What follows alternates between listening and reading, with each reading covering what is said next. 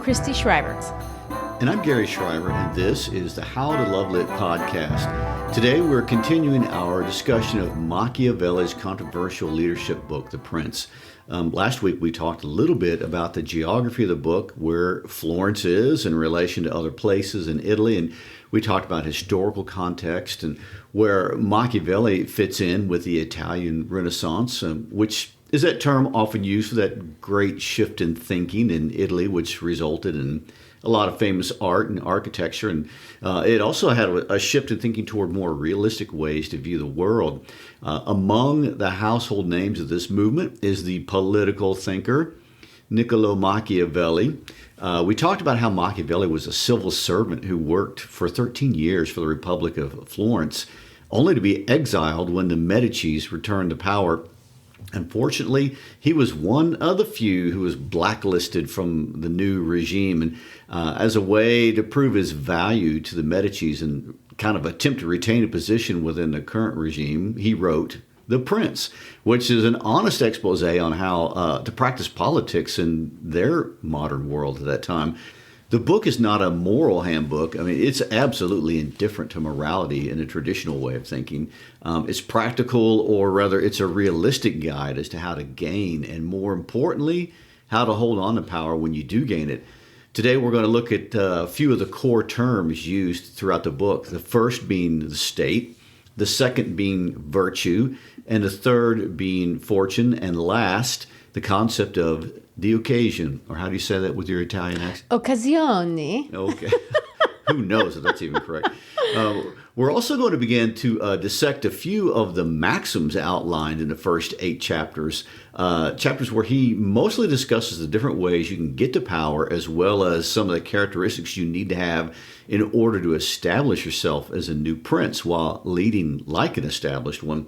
It's important to understand that although his terminology and even the particulars of his reality are somewhat outdated, we don't have principalities or dukes or warring popes, such like they did back then anymore.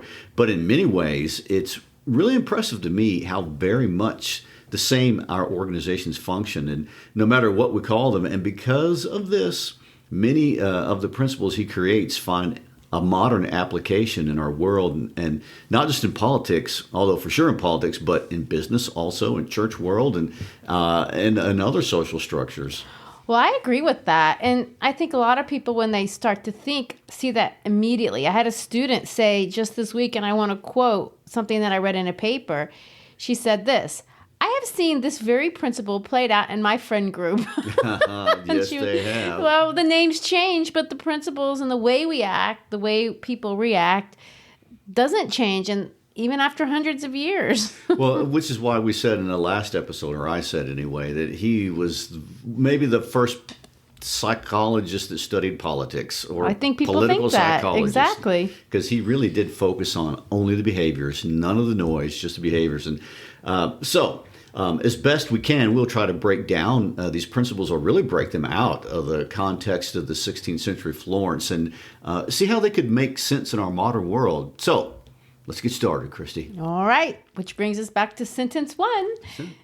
There is a way which Machiavelli tells us what he's talking about and the core concept of the whole book in the first sentence. And we know that all authors like to do this. We've talked about this since episode 1 of The Scarlet Letter. But the first sentence of his book starts out like this: all states. And that's as far as we need to go. We didn't even get the whole sentence. No, only 2 words. To get to the first point that we need to highlight. Because the first core term that you have to define is, what does he mean by the word state? Because what he means by this informs every other concept in the book. Stephen Covey, in his best-selling self-help book, 7 Habits of Highly Effective People, it's his second habit, but he says in the book that you must begin with the end in mind. And what Covey means by that is you have to have firmly planted in your mind what your end game is if you want to be a highly effective person. And this, to me, is the starting place for Machiavelli, except he's going to tell you what the end in mind is. Mm-hmm. Machiavelli is clear that what should be what should be the driving concern and what should inform everything that you do at all times in leadership. And the end he has in mind is holding on to your state. He will say that that is everything. But saying hold on to your state, that seems, vague and quite obvious, because the word state, it's a simple word and it has an obvious meaning. Well, in the first sense of the word, we know that your state, like the state of Tennessee or something like that, it's a territory under one government. And in one sense, it's the place, if you're the ruler of Tennessee, where we live, then that's your state. In the case of Florence, the territory of Tuscany, where the Medicis live, it was their state. But the word implies something more than that, and something that's linked that he links to that in his mind, but we can think of it in a different way. So there's another kind of meaning to the word state, and that is your condition. And in this case, he's going to say your condition of having power, or your condition in being in control or in leadership of your state. In their world, and I think it's still true today, clearly it's true today, that the state of having power, staying in power, is a very unstable state or unstable state. It's precarious. And that's really true no matter what kind of leadership that you're in. We see that in the political world. Sometimes that even involves physical territories that shift. But in other cases, it could be your position in a particular company, your leadership of a particular team, your company's leadership in a particular industry. So what Machiavelli is trying to say, the state of being in power must be your end game. And we know that the people that are successful in the world understand that. I've heard the richest men in the world today, which of course are the sacred top dogs of Silicon Valley, and I've heard them talk about how they're always mindful that somebody could come up at any time with a new technology and knock them out of the tech game. There's an aggressive back and forth, a turning and overturning of leadership in the world, in the human world, and this is something that Machiavelli saw over and over again in his lifetime, not just in Florence, but everywhere in the 16th century world. And although 16th century Florence is a long time for us, and it's far away geographically for most of us, this crazy microcosm that was the city-states of Italy is a particular example of the universal state of all mankind always. Well, true. All of us live in unstable states. Humans are constantly competing, whether they want to or not, whether they want to admit it or not, or even whether they realize it or not. And they're all competing to have places of privilege and dominance in the world. Right. And Machiavelli had seen so many coups d'etats, as the French like to call it. And I really think the French have a great expression for this, because coup d'etat literally means a blow to your state. So if you understand the concept of state, then you can understand what it means to have a coup d'etat, or a blow to your state. You can blow up your territory. You can blow up your leadership of it. You can blow up your dominance in the space that you're trying to compete in. It's actually possible for an outsider to come into your friend group and instigate a coup d'etat with this kind of thinking. And so Machiavelli saw this toppling of the current order in very literal ways, because it was being played out very literally. But no matter how you want to understand your state, he's going to break down for the reader, what do you do if you want to avoid a blow to your state, or a coup d'etat? It's possible to say that Machiavelli had a slightly bleak, jaded perspective of power at this point in his career. I know we're going to talk about the role of fortune or luck later, but I think it's important to point out that Machiavelli really didn't have a lot of luck. In the year 1512, he's flying high as a de facto ambassador to the courts of Europe. And by 1513, he's toxic to the point that he literally was chained in a cell with swollen lice. Those were his words, not mine. Yuck.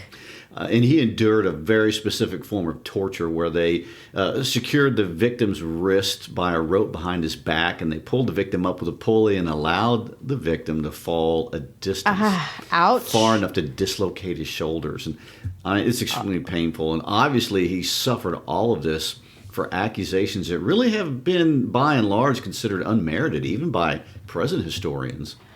Well, those descriptions are clearly unfortuitous, unlucky. He was unfortunate. And I may want to add that his state was clearly toppled. Yes, he understood that. He experienced his own coup d'etat, poor thing. Well, that's one way of looking at it. And so he begins writing to Prince right after being released from this torture experience. I also want to add that he was never able to understand why, after what he considered to be such an exemplary work of loyalty and good faith to the government of his country, that he was so forsaken, even if the leadership had changed. Let me read a quote from a letter that he wrote later on in life. He says this: "There should be no doubt about my word, for since I've always kept it, I should not start learning how to break it now. Whoever has been honest and faithful for 43 years, as I have, is unable to change his nature. My poverty is a witness to my loyalty and honesty." And so there's no doubt he'd been a part of some successful negotiations, but in the end, he'd been tortured, thrown out of a job, exiled from the country. That would be enough to make anyone cynical, I think. Yes, and it is amazing. Even his fiercest opponents never denied that he was all those things. Maybe this book would have had a different sequel had the Medicis retained his services, which they never did. Of course, we'll never know. And that quote seems a little ironic after some of the advice he's going to give the prince in this book, specifically about honesty and keeping your word.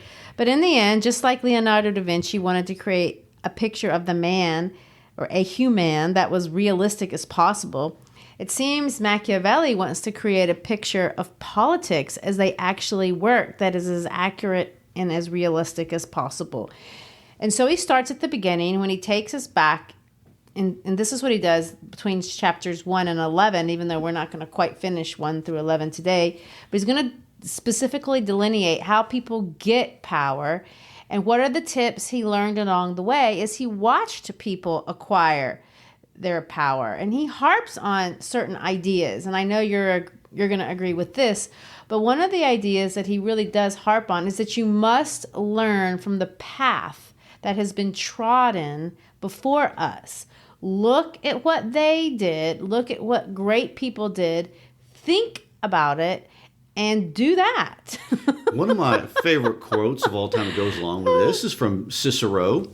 And he says, "To not study the past is to always remain a child." Wow.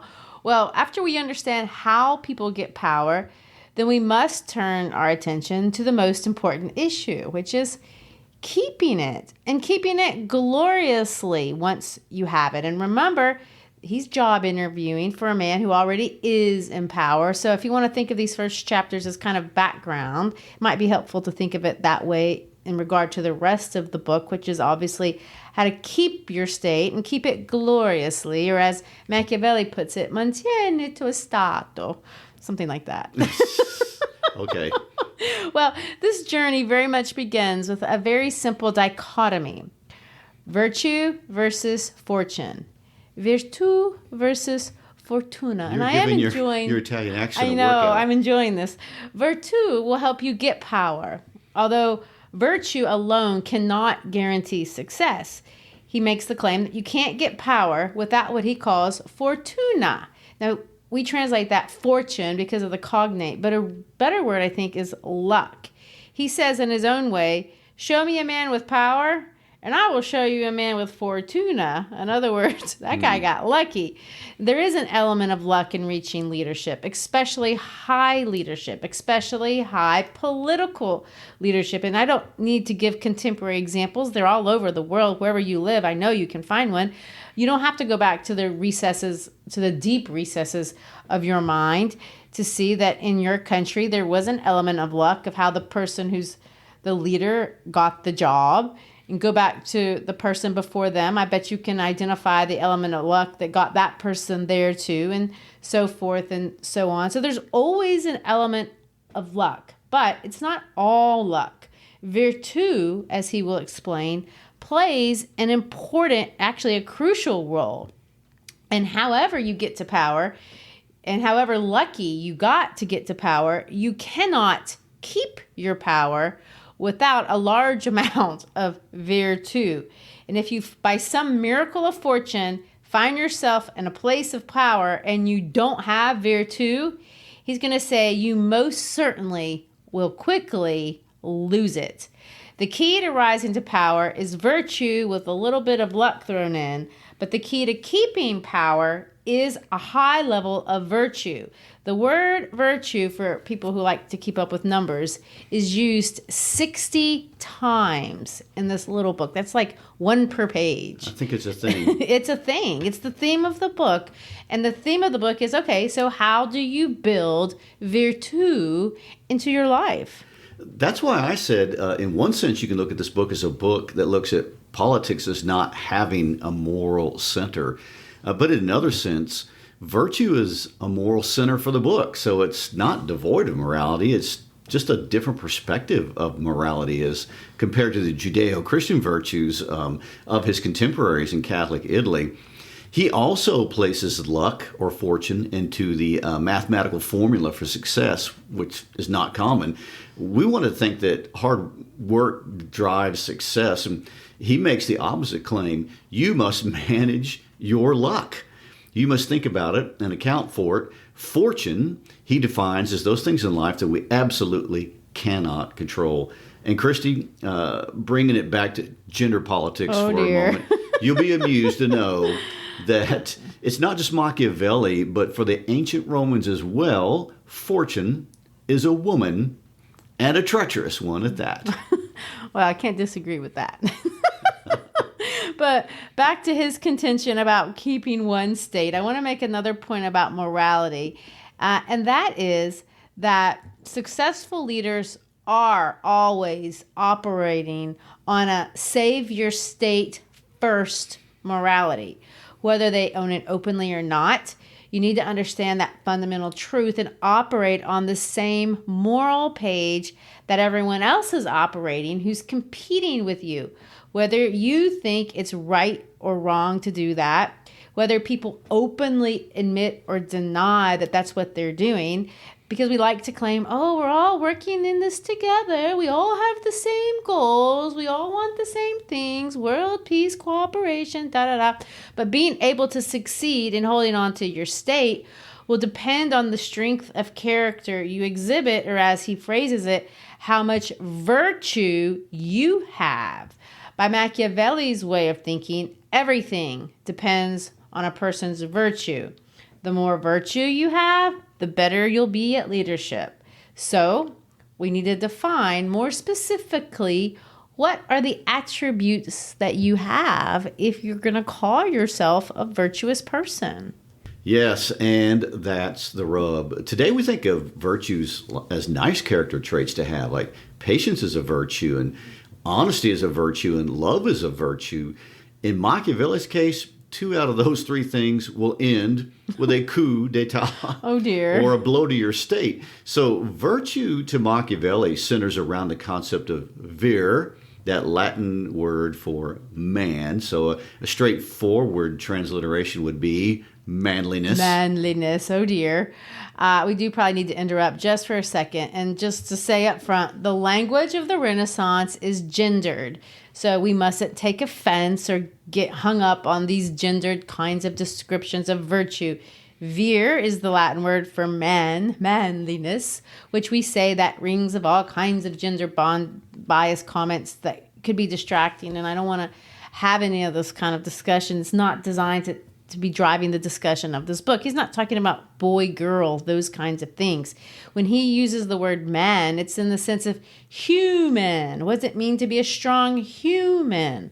Like the Romans identified their strong heroes. They're strong people with strength of will and character, the ability to stand tall, that sort of thing. So, yeah, I know it's a little distracting to say the word manliness. Maybe we could use the word humanliness. We could, but I think that just confuses the point further. No, it wouldn't be Machiavelli to do so. No. So, well, if that's helpful, and just to be clear, even Machiavelli uses one female example in his book of a person with great virtue. So there's that. And although most of the strong, virtuous leaders of his time were men, remember, he's not writing in a vacuum, and he didn't make up the term virtue either. Being a man or a virtuous human was not a foreign concept to his audience. It was something they talked about all the time. There were lots of books on how to be virtuous. There were even other books on how to be princess.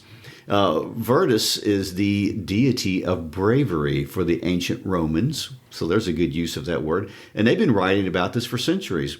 Many other philosophers whose names would be familiar to us even to this day spent a great deal of time explaining what a virtuous man was, and there was actually a general consensus of what this consisted of. Cicero, Seneca, and other older Roman writers, they all agree that to be a good leader, you must have a few core characteristics. To have virtus, and these were justice and generosity and clemency. Well, interestingly enough, what Machiavelli is going to say, maybe turning these upside down just a little bit, because he's going to claim to have those is not as straightforward as it might appear. Exactly. So let's get started. If I'm a new prince, or if I'm not even a prince yet at all, what are the core principles that I need to keep in mind if I want to keep my state or get my state? What do I need to do to exhibit my virtu and defeat any bad fortune that could come my way?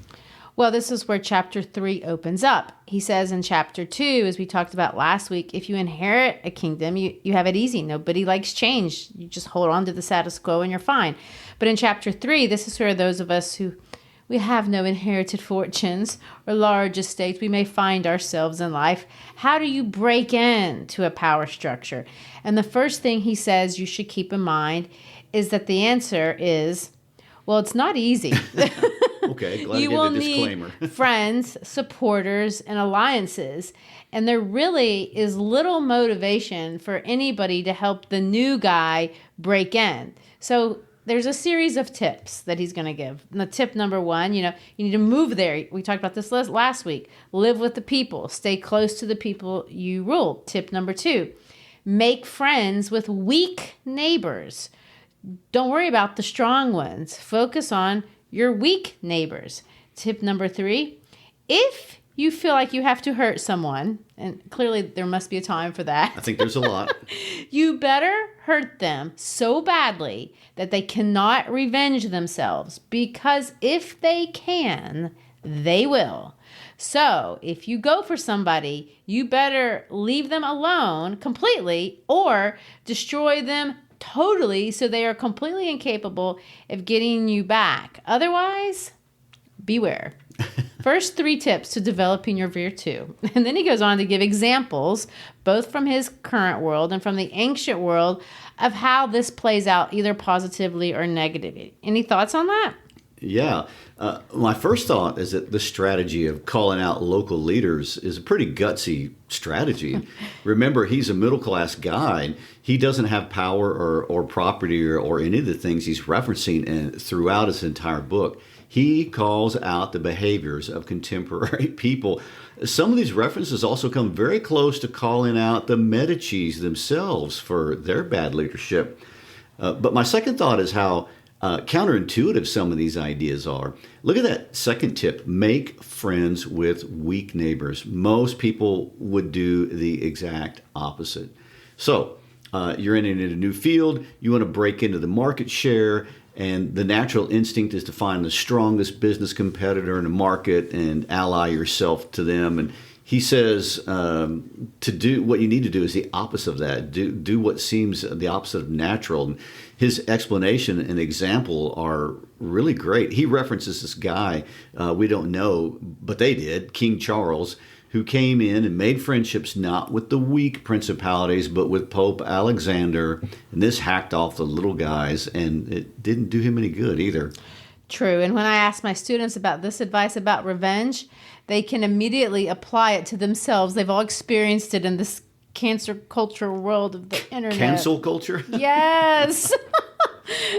When we get to chapter 4, he compares power that is diffused with power that is centralized. And he's going to compare Turkey to France. And we don't have time to summarize his entire argument, unfortunately.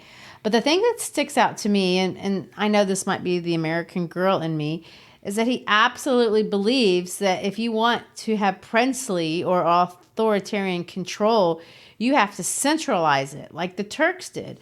And although I'm cool with that when it comes to business, or if I'm the prince, I'm not so cool with that when it comes to other people leading me or politics. I think you're not alone in that. And historically, and that is our legacy from Madison and Jefferson, but Americans by tradition don't like, and they very much distrust centralized authority. I mean, for the exact reason he references in chapter 4, and that he also develops more fully in chapter 5.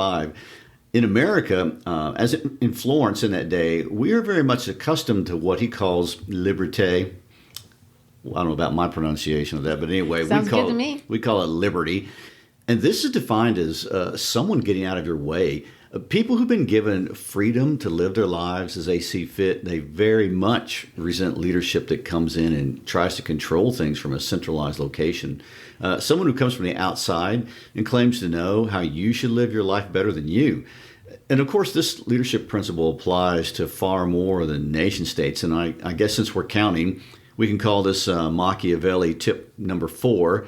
If you are a prince and come into new territory, however you want to define that, if it has different laws or customs than you do to establish your leadership, you have to do these 3 things. You've got these 3 options at least. Number 1, keep everything as it is for the time being, changing nothing, taking away no liberty. Number 2, go and live there yourself, like we had talked about before. Or number 3, totally destroy everything, or as he says, despoil them. And the quote to highlight this is this.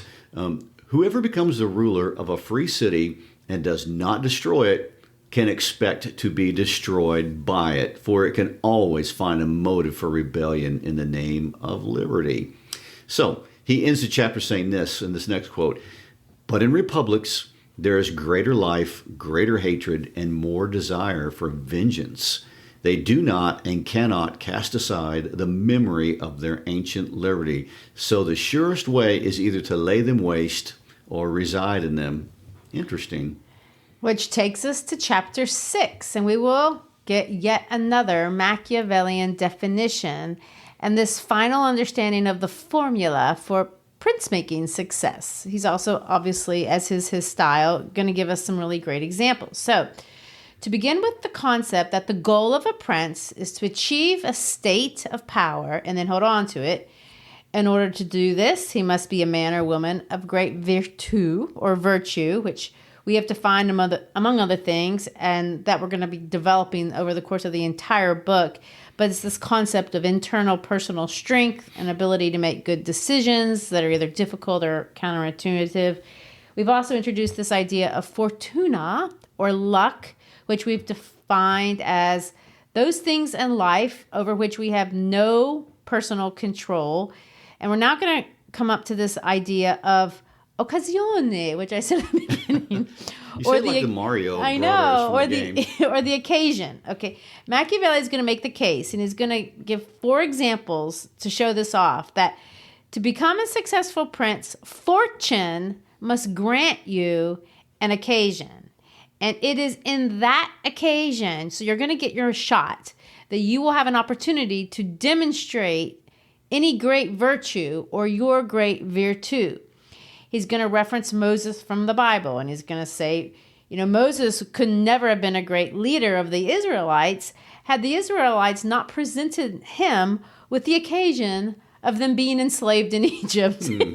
If you think of it that way. He's going to say the same thing about Romulus in Rome and Cyrus among the Persians. And he's going to end with this historical example that I'd never heard of before Machiavelli. Yes. Hiero of Syracuse. He was a Greek warrior that was born in 308 BC, so, kind of a long time ago. It's a complicated war story, but the gist of what Machiavelli wants to point out is that he was basically an illegitimately born nobody, but he had an occasion. I'm not going to attempt your Italian pronunciation. His country was under attack, and he rose to the occasion. He defeated an army hired by a man referenced in other parts of the Prince, a guy named called Agathocles. There's a great pet name for you someday. And he saved Syracuse. And when he did, his countrymen made him king. So you can see he was a nobody, but he had great virtù. And when the occasion presented itself, he was able to seize that opportunity. And it's important to note, and this is where virtù is markedly different than just virtue, like how we define virtue today. When Machiavelli suggests that these men had great virtù, he includes in this definition of virtù an idea of having resources. Moses wasn't just a prophet of God who had an occasion to get the Israelites out of Egypt. He was an armed prophet of God. He had resources. Yes, I would say having the power of God to bring down locusts from the skies is being armed, having resources. Exactly. And of course, this has all kinds of modern applications, but you must have more than just a good idea. He says it's hard to start with what he calls a new order of things. And although people like new things, it's difficult to keep them in that persuasion. Humans are by nature fickle and irrational, and at some point you must have resources to execute at the moment of your occasion. Which I want to point out one more thing about before we leave Hiero of Syracuse. I think it's so important to notice that although Machiavelli talks about Moses and Romulus and Cyrus and the great leaders from antiquity that did things that stand out through the ages, the example of Hiero of Syracuse is dealt with in more detail, and likely the most important for one reason. It's realistic to apply. I mean, it's unlikely more future or current princes reading this book see themselves in the vein of a Moses or a Romulus. No, we don't have those kind of armor. Right. Or our kingdoms are not from God in that same sense. And however, what Hiero did was something that can be imitated. He worked his way up through the rank. He seized an opportunity. He helped solve a very difficult problem, and in his case, the defeat of an opponent. He forged new alliances. He created peace and stability for his kingdom, and he did all of this using his own local resources or people. Right, which lands us at what I want to call Machiavelli tip number 5, the importance of building strong foundations. I can't resist. Go for it. Fondamenti. I love these Italian words. They're so fun because he was a nobody. He had to create his own resources, his own foundations, his own armor, so to speak. And here in chapter 7, we're going to continue this discussion of ways to do this, ways to build your power, which by all this discussion of virtue and luck, we've kind of gotten away from that. But he's listed out the ways you can get power if you're not necessarily full of these armed resources yourself. The way in chapter 6 is you get your resources by your great virtù and taking advantage of your occasions. But then we get to chapter 7, when you have no resources, you're going to be using other people's resources. He's going to discuss that. And then we're going to talk about, and this is where we get into kind of the controversial part of Machiavelli. He actually introduces people that, or someone that we would consider nefarious, this Machiavellian hero, Cesare Borgia. And we're going to give his whole life story next week because it's very interesting. And he has such a central role, not just in this chapter, but throughout the book. But in some ways, Machiavelli sees him as a great example, although he is nefarious, of somebody who was able to accumulate resources, build foundations, and create, and establish his own state. In chapter 8, he says you can become a new prince by villainy. Villainy. In other words, by being just a treacherous, terrible person if you are willing to betray all your friends and kill all your fellow citizens and lie and do everything horrible imaginable. And the example he gives is a guy named Agathocles, who is a contemporary of Hiero of Syracuse, but I'm sure many of us can think up our own examples. Well, true, and lots of people are willing to make that sacrifice. And I want to add, this is where the morality of Machiavelli gets interesting. he says these things in the most dispassionate way possible. Like, oh yeah, you can't always just kill everyone you know, treacherously stab everyone in the back. This will work, and it can get you power if you want to go this route. He doesn't even say that in like a disdainful way. He does point out, though, that if you receive your leadership in that kind of way, you won't get any glory. And he's going to say that the goal of being a prince, obviously, is to have glory. So it's an interesting thing to think. Is it enough just to be powerful? Lots of people would say, yeah, that's all I care about is getting to the top of my field, and I don't care how I do that. Machiavelli would say, well, there is that, and there's a price to be paid for that. But if you do feel like you require villainy to get to the top, even in that circumstance, which I won't condemn your villainy, you should still follow these two rules. If you follow these two rules, and even if you follow these two rules, you still may have to sacrifice your glory to get to power. And historians would say that should matter to you. But this is a little hope for evil tyrants. If you must do imaginably horrible stuff, unimaginable stuff, the kind of stuff that would make you sacrifice your soul, you can still pull it off if you do two things. Number one, commit all your cruelty at once, and your cruelty should be exploited well. Well, there you go. That's a cheery note. Let me quote, "Cruelties ill committed are those which, although at first few, increase rather than diminish with time. A conqueror must arrange to commit all his cruelties at once, so as not to have to reoccur to them every day, and so as to be able, by not making fresh changes, to reassure people and win them over by benefiting them. Benefits should be granted little by little, so that they may be enjoyed." So let me put it this way. Here's the tip of the day. Do the treacherous thing if you feel like you must. That's your only avenue. But don't keep doing the treacherous thing. You have to actually benefit the people in mind. And if over the long term you benefit them more than the treachery that you originally caused, then you can actually be a successful leader. What do you think of that? This idea, if you must be treacherous, do it at once and then grant goodness over time, little by little. That's obviously controversial.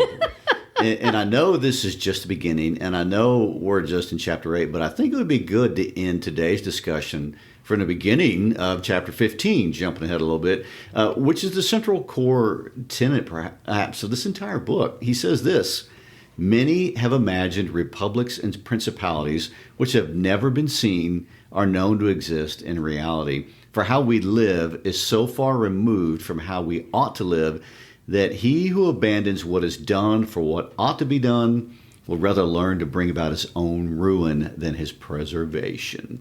So we would all like to believe that the power emerges exactly like it did maybe for a George Washington. He was a man of great virtue, but he's also a man of great real virtue. And his kind of honesty and integrity and goodness and generosity is the kind that we admire in good people. And he was presented by fortune. He was presented with a great occasion, and he made much of that occasion. And now he lives in glory. Is an example by the fact that we have his picture hanging in our study. Can't talk bad about George Washington. So Machiavelli is cynically going to say that maybe that kind of leadership isn't real. Maybe it wasn't even real for George Washington. Maybe that's something we want to believe, and the reality is a much darker version of that. Well, do you think Machiavelli seems to be saying it's not that we don't want, virtuous or good characteristics. It's just that we're unlikely to get them and make it all the way to the top. So some things shouldn't be deal breakers. Humans are evil, and even in fallen, awful ways, less than good people, if they have good motives and strong virtue or character, they can still bring success or glory to their state. And the success of their personal state is linked to the success of the state of the people or the organization that they're leading. This dual concept of good leadership, meaning my state as in my leadership state is going to affect good things happening to what I lead, linking that together is a very core principle that he's going to say is the same thing. That's why the state is just one word. If that makes, I know that's kind of confusing, but does that make sense? It makes total sense. And I think it's very much something like that. And next week, we are going to give more practical tips if you want to be a prince, just how to navigate a world that's being led by people just like you described. Slightly treacherous. Very treacherous. Maybe we should bring in people to talk about their experiences on social media and no. cancel culture. There's a lot of Machiavellian stuff going on there. Anyway, thanks for being with us today. Hope you enjoyed our discussion of a really deep and profound political work. Check us out on Facebook. Check us out on our Instagram page. Check us out on How to Love Lit podcast. And thanks for supporting us. May you continue in great virtue and peace out.